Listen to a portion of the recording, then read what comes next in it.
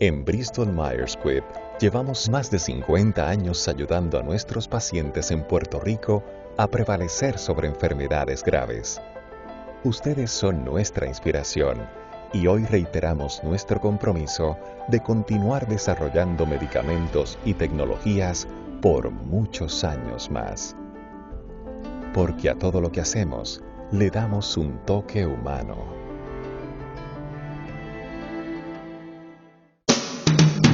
A continuación les presentamos Hablemos de Reumatología con Fundación FER, un programa de la Fundación Puertorriqueña de Enfermedades Reumáticas. Muy buenos días y bienvenidos a su programa Hablemos de Reumatología con Fundación FER, un programa todos los sábados de la Fundación Puertorriqueña de Enfermedades Reumáticas, entidad sin fines de lucro cuya misión es aportar al bienestar general del paciente con condiciones reumáticas para que tengan una vida más saludable, activa y productiva. Este programa, como todos los sábados, llega a ustedes gracias a Bristol Myers Squibb. Y estamos en la mañana de hoy en vivo por las ondas de Radio Isla 1320 AM, radioisla.tv y Radio Isla Facebook Live. Para las personas que nos escuchan, les damos la bienvenida para que se unan con nosotros en la mañana de hoy a este tema muy importante que tenemos, que yo sé que va a ser de mucho interés para todos ustedes, para el público en general, no solamente para los pacientes reumáticos. Y para ello tenemos entonces con nosotros a el doctor Ramón Ortega Colón, reumatólogo y miembro fundador de la Fundación FER. Bienvenido, doctor, y buenos días. ¿Cómo está? Sí, muy buenos días, muy bien, es un honor para mí, un placer poder participar del programa para seguir educando a nuestros oyentes. Eso es así, es importante, los pacientes educados son pacientes empoderados, así es que eso es lo que queremos, pues, que tengan esa capacidad.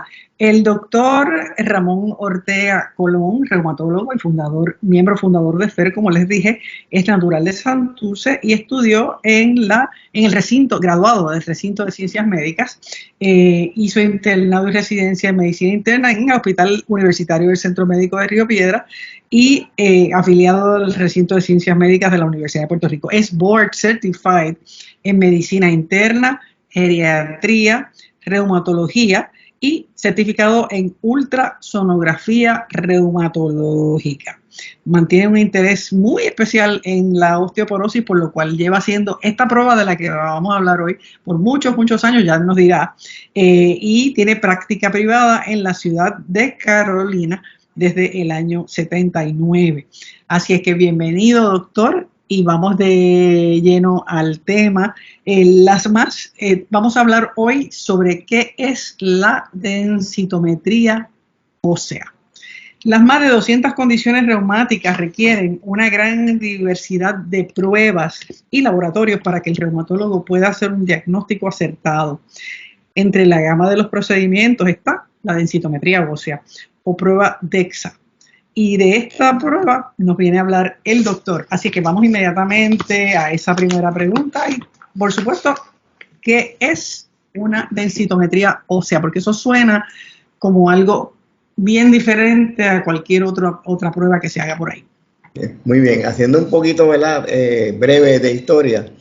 La densitometría ósea comienza a hacerse cerca a principios de los años 90. Ahí es que surgen las guías que establece la Organización Mundial de la Salud, ¿verdad? Para cómo interpretar la densitometría ósea. La densitometría ósea, el instrumento que se utiliza pues se llama el densitómetro. Y el densitómetro pues es un instrumento, ¿verdad? Donde el paciente pues se acuesta en la camilla del densitómetro. Arriba hay un brazo que se mueve encima del paciente y ahí pues utiliza dos intensidades de rayos X, por eso se llama Dual Energy Densitometry. Y entonces ahí el rayo pasa por el hueso y también pasa por el tejido blando, y esa diferenciación que hay, ¿verdad? Si el hueso está sólido, va a absorber más el rayo y va a pasar menos este rayo hacia el detector, y entonces ahí se puede saber cómo está la masa ósea del paciente, ¿verdad? Si la masa ósea está por debajo de unos estándares establecidos por la Organización Mundial de la Salud, cerca del 1990-92 se establecieron esos parámetros, pues ahí el paciente sabe si realmente su hueso pues está frágil o si es un hueso sólido o un hueso que va y corresponde con la edad del paciente. Que me imagino que debe haber unos parámetros establecidos como para todas estas otras cosas que se miden de esa manera, que tienen, ¿verdad? Arrojan información para que el doctor sepa si tiene que atender una condición o no, y a eso vamos entonces. ¿Para qué se usa en particular esta prueba? Yo sé, doctor, que se usa en el caso de las mujeres, que lo habíamos hablado fuera de cámara, una vez que la mujer pasa por la menopausia, inmediatamente su ginecólogo o ginecóloga le indica que debería de hacerse una densitometría ósea base. ¿Para qué? O sea, además de, obviamente, para medir la masa, ¿por qué se necesita hacer esto? ¿Cuál es la razón? Bueno, la razón es que la osteoporosis, ¿verdad? Que significa pues una disminución en la masa ósea, es un proceso que no se siente ni se nota, ¿ok? Es algo que va sucediendo y muchos pacientes pues no saben que están perdiendo masa ósea y que tienen fragilidad ósea. Así que por lo tanto debemos tener una medida para saber, ¿verdad? Con la masa ósea que tenemos. En el caso de la mujer que pasa por el periodo de la menopausia, donde los estrógenos disminuyen, pues al disminuir el estrógeno, eso crea en las células del hueso un cambio donde el hueso empieza a perder masa ósea. Eso es bien importante, ¿verdad? Porque ahí, en ese punto crítico, pues es donde se puede empezar a intervenir para entonces prevenir la pérdida de masa ósea en el paciente. La pérdida de masa ósea muchas veces no es reconocible ni el paciente tiene ningún síntoma. Algunos pacientes, pues sí, ¿verdad? Pueden tener, por ejemplo, una fractura de fragilidad. Por ejemplo, tuve una caída que no fue tan aparatosa como para haberme roto el hueso. Y digo, qué raro, ¿verdad? Se supone que quizás no me hubiese roto el hueso, ¿verdad? Con ese tipo de caída. Pues quizás ante fracturas de fragilidad, ¿verdad? Que no son fracturas de impacto donde uno dice, bueno, obviamente el impacto fue tan grande que es razonable que me hubiera roto el hueso, ¿verdad? Pero, por ejemplo, un paciente, para darles ejemplo del diario vivir, un paciente que va, digamos, a un supermercado y va a coger su carrito, ¿verdad? Que lo tiene que alar, a veces los carritos están enganchados uno dentro de otro, y de momento piensa que el que va a alar, pues va a salir fácilmente, y de momento pues hace una fuerza fuerte, ¿verdad? Para despegarlo, y esto es un caso de la vida real, y de momento siente como si le hubieran dado un martillazo en la mitad de la espalda, de la vértebra, un dolor intenso, y realmente lo que ocurrió en ese momento fue una fractura, que se supone que no hubiera ocurrido. Así que esas fracturas pues, pueden suceder, ¿verdad? La primera fractura que se ve en años más tempranos es la fractura de la muñeca, ¿verdad? La persona que resbala, se cae, tiende a poner las manos para defender el rostro y entonces ahí se rompe la muñeca, ¿verdad? Ese es uno de los indicios, ¿verdad? En una caída que no es de tanto impacto, también se debe investigar por qué, ¿verdad? En esa circunstancia, pues se rompió el hueso de la muñeca. Así que hay circunstancias donde se debe hacer porque se sugiere que el paciente puede tener pérdida de masa ósea. También existen los pacientes que toman medicamentos que son necesarios para ciertas condiciones que ellos tienen, donde estos medicamentos les restan masa ósea, ¿verdad? Hacen que el hueso, que es un tejido que está en recambio óseo todo el tiempo, está produciendo células nuevas de hueso, ¿verdad? Y reabsorbiendo hueso. Es como si sacara hueso viejo y fabricara hueso nuevo, ¿ok? en ese cambio, ese recambio óseo, pues es importante porque puede ser que tenga más velocidad, ¿verdad? El sistema que está sacando masa del hueso que el que está formando, y entonces me voy quedando atrás en cuanto a la masa ósea. Así que evidentemente esto es algo que posiblemente ya nos dijo que no hay síntomas, o sea que la situación puede surgir sorpresivamente, ¿verdad? Como que si ese médico que le mandó a hacer esta densitometría base para saber, ¿verdad?, a cierta edad cómo están esos huesos, pues eso ya de ahí en adelante puede haber un proceso en donde se reconoce esto ocurrió en un término de tiempo, ¿verdad?, más rápido o más lento, y sabemos entonces que puede ser más propenso a este tipo de fracturas de fragilidad. Doctor, y quisiera que me hablara, porque es importante, estas pruebas generalmente se habla mucho de esta prueba entre los pacientes, las mujeres, ¿verdad? Pero los hombres también se deben hacer una densitometría. Sí, hay unos parámetros y unos criterios para hacerle densitometría a los hombres, ¿verdad? En la mujer es más fácil ¿verdad?, las guías porque se nos dejamos llevar por el periodo de la menopausia. La masa ósea más fuerte que tenemos, ¿verdad? La tenemos cerca de entre los 25 a los 30 años, se supone que tengamos nuestra masa ósea más sólida. Que ahí, hasta ese punto, debemos tener una masa ósea lo más sólido que vamos a tener. En los hombres, por ejemplo, que tienen problemas de hipogonadismo, que lo que significa es una disminución en la producción de la hormona masculina, de los andrógenos, las hormonas, la testosterona, pues pacientes que tienen ese tipo de problemas, pues obviamente esas hormonas, igual que las hormonas de los estrógenos, pues ayudan mucho en el hueso a mantener un hueso sólido.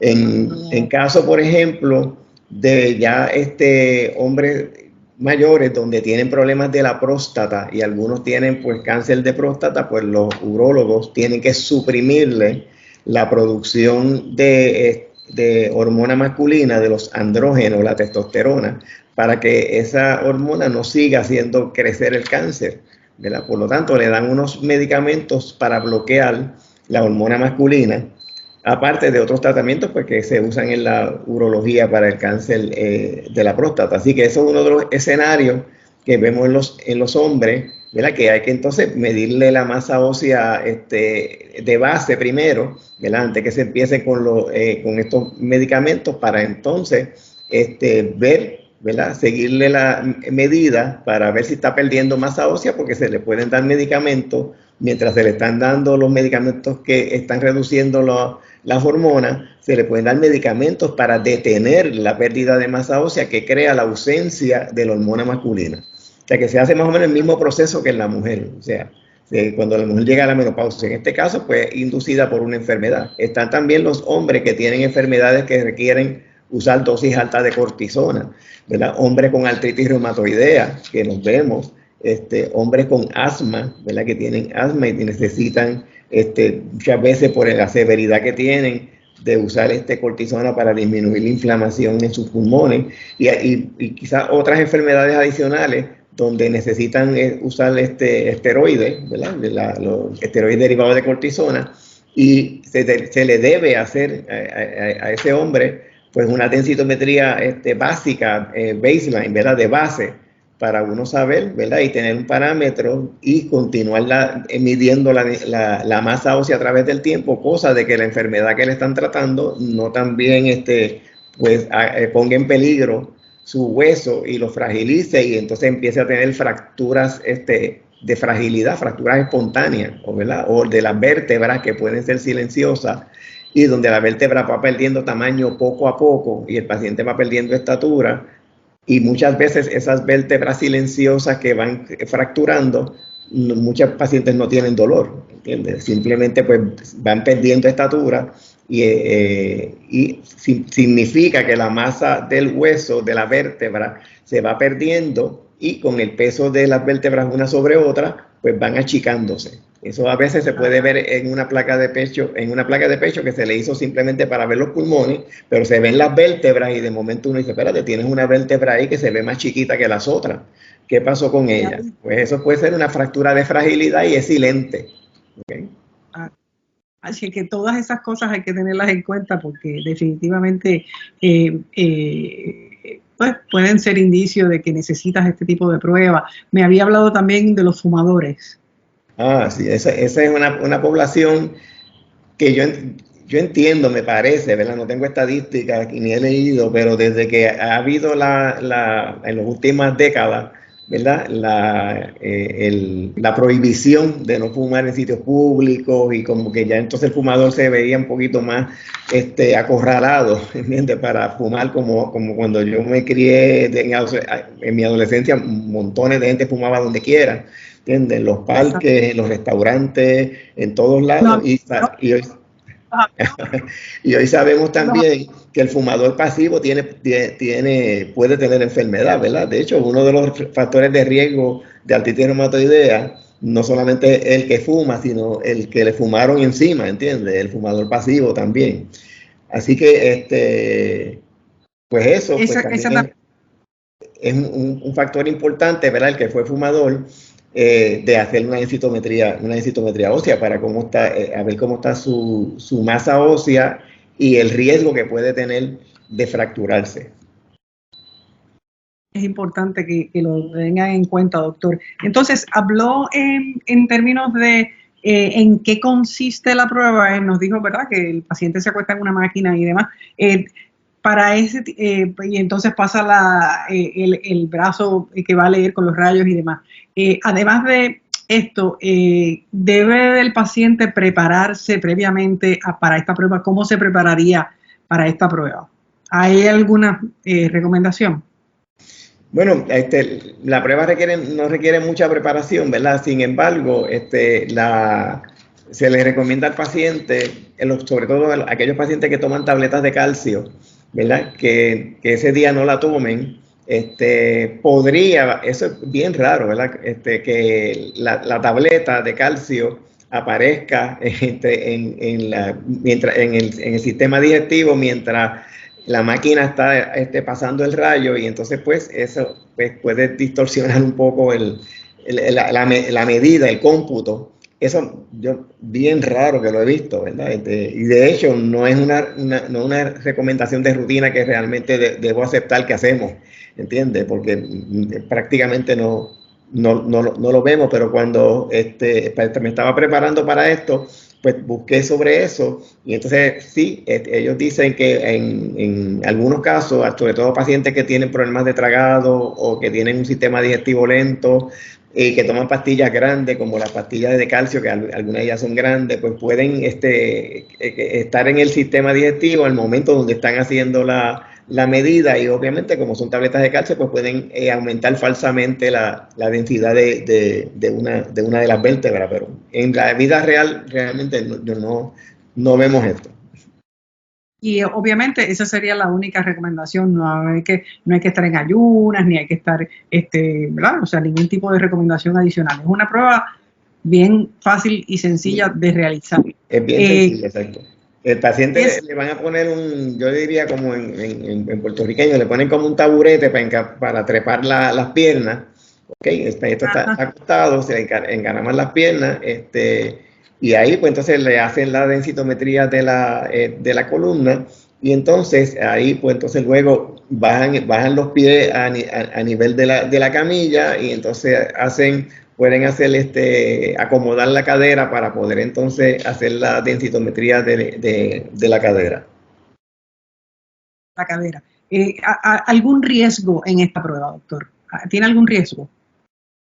Riesgo de la prueba, bueno, la cantidad de radiación es extremadamente poca, ¿ok? Tendría que hacerse, ahora no me acuerdo la cantidad de estudios que tendría que hacerse, que equivaldría a una placa de pecho, pero creo que son como 10 o 12 estudios que tiene que hacerse densitometría cogido para que tenga la radiación que tiene una placa de pecho. O sea que no es bien poca la radiación que emite. Bien inofensiva. Y entonces, en términos de los resultados, ¿qué significan los resultados para obviamente para un médico significa una cosa distinta que para un paciente. ¿Qué significa lo que arroje esa prueba? Ok, hay dos tipos de puntuación. La puntuación T, le llaman el T-score, y la puntuación Z. Ok, la puntuación T compara la masa ósea que sacó el paciente con la masa ósea máxima que uno tiene en la vida, ¿entiendes? La masa ósea más dura que vamos a tener, el hueso más duro que vamos a tener, lo vamos a tener prácticamente entre los 25 y los 30 años. ¿Ok? Así que la máquina tiene una base de datos de las diferentes, de lo que llaman el peak bone mass, el pico de masa ósea que se debe tener. Y cuando sale la puntuación del paciente, entonces se hace una relación matemática, ¿verdad? De cuánto el paciente se desvía del pico de masa ósea máxima que tiene un paciente de la edad que del paciente que tenemos en la máquina. ¿Okay? Bueno, suena medio confuso, pero no es tan confuso. O sea, simplemente si yo tengo, ¿verdad? X número de años, digamos, una persona de 60 años, y salió el score y tiene un T-score de menos 2.1, ¿ok? ¿De qué significa eso? Bueno, que el paciente se está desviando de lo que se supone que sea una masa ósea óptima, se desvía menos 2.1 desviaciones estándar. Entonces, a base de eso se hace el diagnóstico. La Organización Mundial de la Salud establece que si tiene menos de menos 2.5, pues eso es osteoporosis. ¿Okay? Entonces, el resto, pues que se le da el nombre de osteopenia, pero la osteopenia pues es un término que como que no nos dice mucho, porque usted puede tener una osteopenia de menos 1, ¿verdad? Menos 1.5, que es prácticamente casi normal, y también una osteopenia de menos 2.3, cuando ya uno sabe que menos 2.5 es osteoporosis, ¿verdad? Así que esa escala pues es importante y se calcula de esa forma.